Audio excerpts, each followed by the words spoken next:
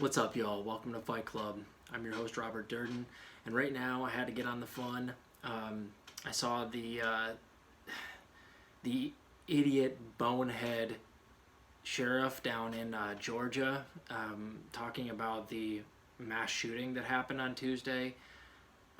God, it boils my blood, and I got to make fun of this guy a little bit while he's in the news, and he very well may make the jerk of the week. So, his name was Captain Jay Baker, and he's a sheriff with the Cherokee County Police, and he is the sheriff in charge of the case of the mass shooter, a white male that went into a bunch of massage parlors and killed 8 people on Tuesday with a gun. Six of those 8, I think, were Asian Americans, so it might have been racially motivated, maybe not, but it certainly seems to look like that. And during the press conference, he basically came out and said the police officer came out and said that this white male just happened to be having a really bad day after he just killed 8 people. And of course, he's getting all holy hell rained down upon him, and rightfully so. It's one of those things where it's like anybody can say something stupid, but this is one of those things where you have to be clear with your words, and you're getting it because you deserve it. You need to be absolutely calling this what it is: a hate crime, a shooting spree that was, a terrorist act. I don't know if he was politically motivated, but I hate that police officers will often nerf their words when it turns out the culprit is white, but they will absolutely call out anybody that's brown or black as a criminal or a terrorist or a gangster or a thug or a looter.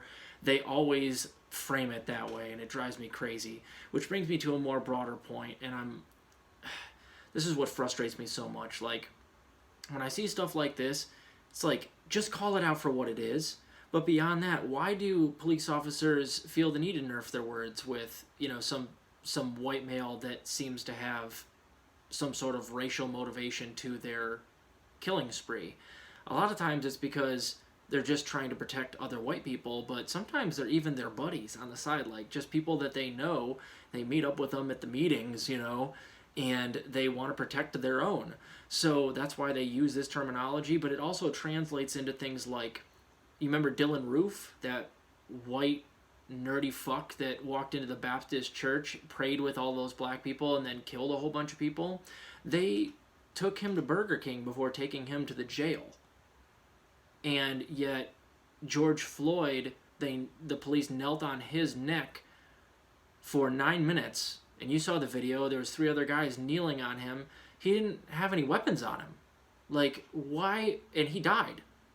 Dylan Roof still breathing air, and how many times they shoot Jacob Blake in the back? 7 times in his van, in front of his kids. That was a black gentleman in Kenosha, Wisconsin, and the list goes on.